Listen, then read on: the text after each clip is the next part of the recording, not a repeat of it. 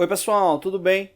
Estamos de volta com nossos vídeos aí da parte de fabricação mecânica. Esse é vídeo curto, só para a gente falar um detalhe, né? Um estudante estava comentando comigo essa semana sobre questão de profundidade de corte, e uma dúvida que ele estava, né? Referente a características de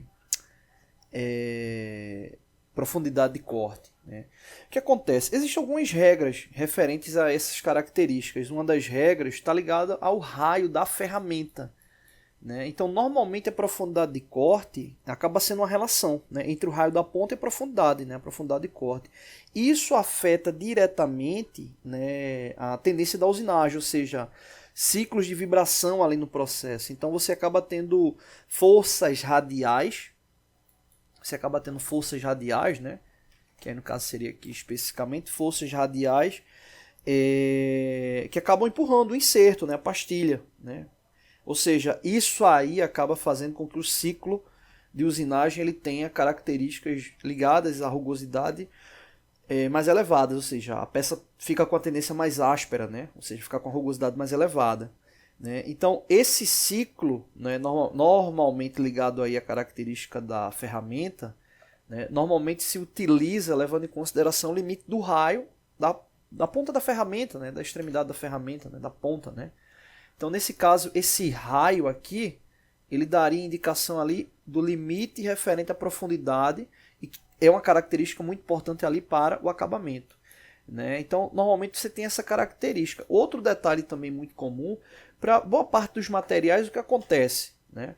Quando você vai para um ciclo, né, de esforço de corte, né, normalmente você tem a tendência do seguinte: uma profundidade de corte maior, uma relação de avanço maior, né? Tem muita gente que quando inicia nessa área pensa o contrário, né? Eu estou fazendo um desbaixo, uma profundidade maior, eu vou com um avanço menor, né? Então você tem que ter um avanço condizente com a pressão de corte necessária, né? Porque senão se você tiver com um avanço muito lento, né, você acaba tendo um atrito muito alto e desgasta a ferramenta mais rápido, né? Então é importante ficar atento ao quê? Aos parâmetros indicados ali do fabricante. Sempre importante ficar atento com isso. Então o raio da ferramenta ele está ligado diretamente à característica ali de acabamento da peça, né? Ou seja, quando você está em ciclos de usinagem, essas forças radiais elas acabam tendo esse efeito negativo no corte, né? Que acaba resultando na vibração, consequentemente o acabamento superficial acaba ficando insatisfatório, né? Então, para fechar, é uma regra geral, né? Escolher um raio com ponta menor, né, levando em consideração a profundidade de corte que você vai utilizar, você acaba tendo a condição de seccionamento ali na usinagem bem melhor, consequentemente um acabamento relativamente bom, tá bom? Então é isso, não deixe de se inscrever no canal, todos os dias vídeos novos, valeu! Oi pessoal, tudo bem? Hoje a gente vai estar dando continuidade aos nossos vídeos, né, ligados à metrologia, e nesse caso especificamente vamos estar verificando os tipos de medição, né? Muita gente se pergunta, né, sobre quais são os tipos de medição, quais são suas propriedades, como é que funciona, né? E é bem interessante a gente ter uma definição bem clara quanto a isso, né? O primeiro ponto é que a medição mais comum, né, você ter um objeto, né, e realizar a medição do mesmo por meio de um instrumento, né? Supondo aqui uma régua, né? Pegou essa régua para fazer a medição e você pergunta, que tipo de medição é essa aqui que está sendo realizada? Essa de fato é a medição mais comum. Essa medição é chamada medição direta, ou seja, toda vez que você tiver um objeto e for utilizar um instrumento, o qual esse instrumento ele venha te dar um valor, né, quando você venha realizar a medição, né, ou seja, no caso um número, né, vamos supor que você foi medir com a régua e encontrou aí 80 milímetros. Bom, você fez a medição e encontrou esse valor na régua, né, no caso dos 80 milímetros. Então esse é um tipo de medição direta. Ou seja, é um tipo de medição que você vai ter sempre um número ligado a um instrumento de medição. É um tipo de medição mais comum que se tem, né? Só que qual é o problema que você tem com esse tipo de medição? É justamente a confiabilidade metrológica. Por que esse termo de confiabilidade? Né?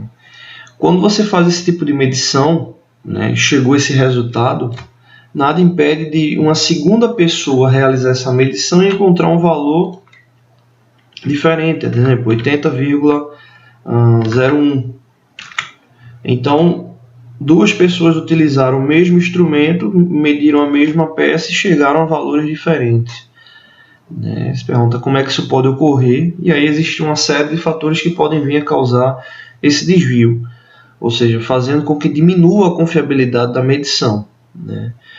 Então, a medição direta ela está sujeita a essa questão que é a interpretação da medição e as variações que podem ocorrer por meio de instrumento, utilização de instrumento, tipo de leitura, temperatura, enfim, ambiente como um todo, né, fazendo com que venha a diminuir a confiabilidade metrológica.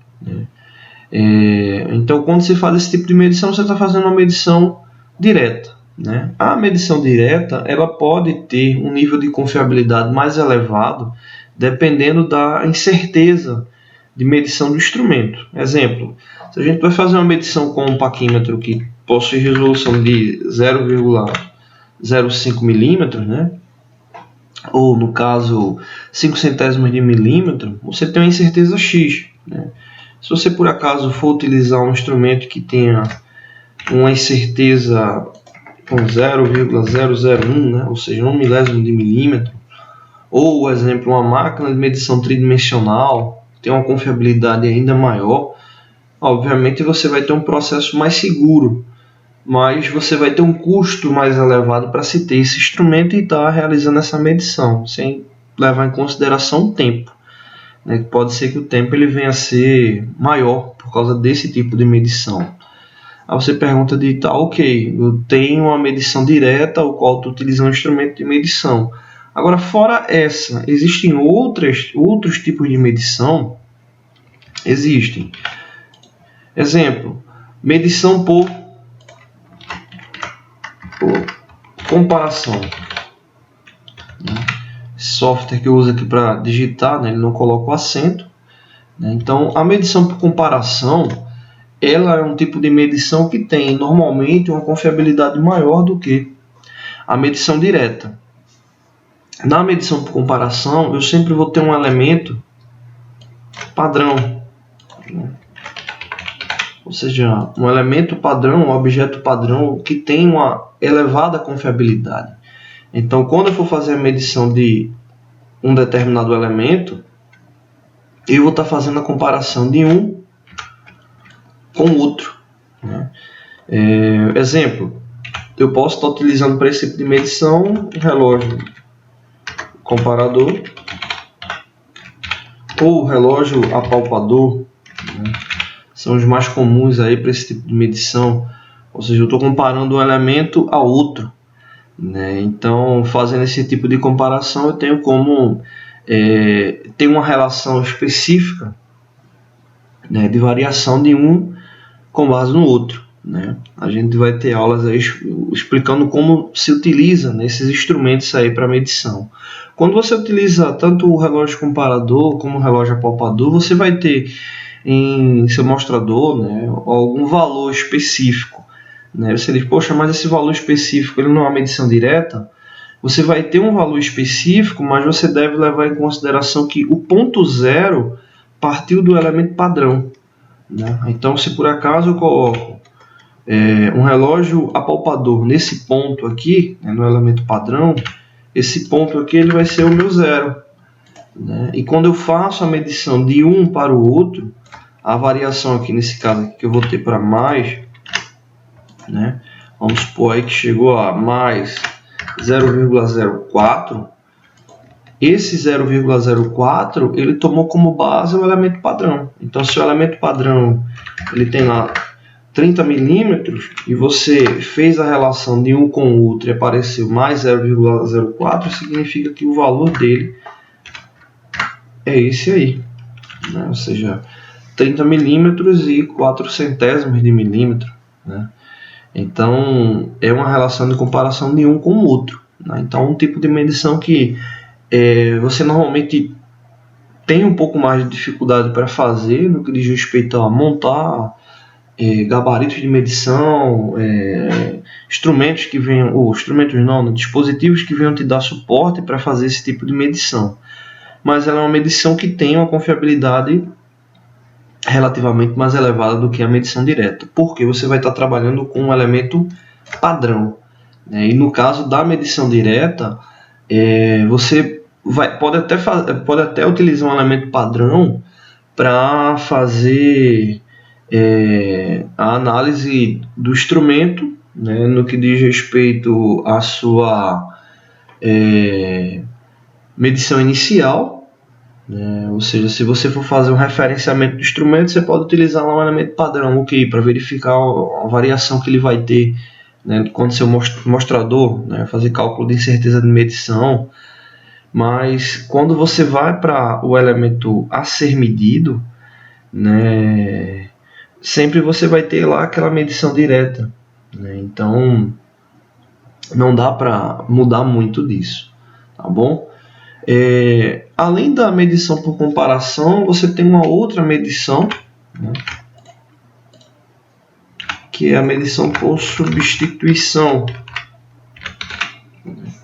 Medição por substituição. Essa aqui ela tem um elevado grau de confiabilidade, né? Essa daqui te dá uma possibilidade de erro muito baixa, mas ela também tem suas dificuldades quanto a montar uma situação que venha a fazer com que essa medição venha a ser efetiva, né? Então, se você está fazendo uma medição por comparação, que você está lá com um elemento padrão, com um certificado de calibração lá, atualizado, ou até uma medição direta que você tenha lá o instrumento calibrado, né? Ou seja, que passou por teste de análise metrológica, você sempre vai ter um nível de confiabilidade que não vai se comparar ao da substituição. Por quê? A substituição, a medição por substituição, ela visa fazer uma medição no elemento final que venha a garantir praticamente já o seu funcionamento, né? Então, quando você mede por substituição, o elemento ele já vai estar ou aprovado ou não aprovado. Exemplo, vamos supor uma peça que tenha um furo, né? E para esse furo você vai estar utilizando um cilindro, né, já calibrado de medição, ou seja, um cilindro que tem especificações iguais à do elemento mecânico que vai estar trabalhando nessa peça, né, e você vem a fazer a medição utilizando esse cilindro já no furo da peça, né, o qual normalmente a gente utiliza um calibrador passa ou não passa, né? Então esse calibrador passa ou não passa, normalmente ele vem com 2 diâmetros, né? Esses 2 diâmetros você vai ter um maior e um menor, onde você vai ter um tipo passa e um outro diâmetro chamado não passa, né? Então o que acontece? Vamos supor aqui que esse diâmetro aqui ele seja de 20,002, vamos supor que seja 20,002. A medição real dele é essa daí, né? Ele foi fabricado e é essa a medição dele. E quando você faz a verificação com esse instrumento aqui, né, o calibrador passa ou não passa, o diâmetro do elemento passa, ele deve passar pelo furo, né? Então, quando você introduzir ele deve passar pelo furo, indicando que esse valor do furo executado ele está igual ou menor do que o furo real, né? Então, quando você passa o outro elemento, o não passa, né, ele não deve de fato passar, né? Ou seja, quando você vai introduzir ele não vai passar nesse elemento, indicando que de fato o diâmetro desse cilindro ele é maior do que o furo, né? Então vamos supor aqui que esse diâmetro do não passa seja 20,008. Deixa eu apagar aqui. Vamos supor que seja 20,008 e esse aqui do passa seja 20,00, né? Então, para o furo ele tem uma tolerância, né? É importante ressaltar isso, né? Ele tem uma tolerância. Então, vamos supor que a tolerância dele seja de 20, aqui, mais 0,00, vou colocar aqui 1, né? E 0,01 não, vou colocar aqui 20 mais 0,005, vamos supor que seja essa aí a tolerância dele. E quando você vai ter esses dois elementos aqui para serem utilizados, o que é que acontece? Se essa aqui é a tolerância, né, ou seja, ela vai de 20 milímetros até 20,005, e você utiliza o elemento passa, significa que esse elemento, quando você for passar no furo, já que ele tem 20 milímetros, né, então quer dizer que ele vai tá aí numa condição para o elemento final, né, que é 20,002, ele vai estar passando. Quando você utiliza o elemento não passa, que aí no caso está aqui indicado com 20,008, ou seja, ele está maior do que o diâmetro do furo real, que é 20,002. Então, significa que esse furo ele vai ter entre 20 até 20,007, né? Então seria essa relação aqui de tolerância para ele, né? Para esse furo aqui, né? Então nesse caso, quando você utiliza o 20,008, o diâmetro não passa, se ele não passar, vai estar considerando que o elemento está correto. E se acontecer o contrário, você for passar esse elemento aqui, o passa, e ele não passar, então significa que o furo está menor do que 20, então ele já vai estar fora da tolerância. Então nem o passa nem o não passa vai poder passar por esse furo. E também pode acontecer o contrário, né? Passar os dois. Então se o elemento passa e o não passa conseguirem passar pelo furo, significa que o diâmetro do furo vai estar maior do que 20,008, ou seja, ele vai estar fora do valor correto para ele, né? Então ele vai estar aí fora desse valor, né?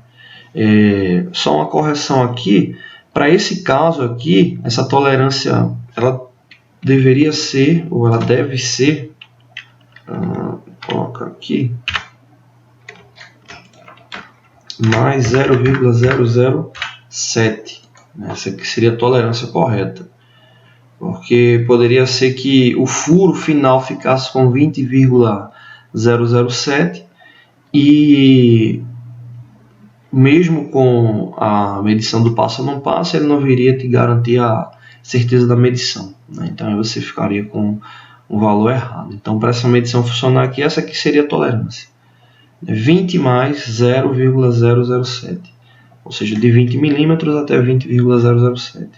Bom, esse é um tipo de medição que precisa ter cuidado quando se vai realizar, tem que ter um elemento padrão para poder fazer essa análise, e não precisa ser necessariamente com esse tipo de elemento, passa ou não passa, né? Você pode ter utilização do elemento já direto também, né? Por exemplo, uma caneta, tem lá uma tampa para ela, né? Você pode fazer a medição que for, mas se no final a tampa ela não encaixar, né, não ficar presa ali sob pressão, significa que o elemento está fora do padrão, né? Então esse é um tipo de medição direta também, quando você vai ter o ajuste da pressão ali do elemento, né, no caso da tampa em relação à caneta, né? Um elemento que vai ser rosqueado também, né, dependendo da pressão que vai ser utilizado. Então, de fato, a gente tem esses três tipos de medição: medição direta, por comparação e por substituição. A medição por substituição ela tem uma vantagem porque ela já utiliza o elemento final, tá bom? A gente vai fazer outros vídeos, né, falando sobre essas medições, né, especificamente sobre calibrador, passa ou não passa. E não deixe de se inscrever no canal, toda semana tem vídeos novos. Valeu!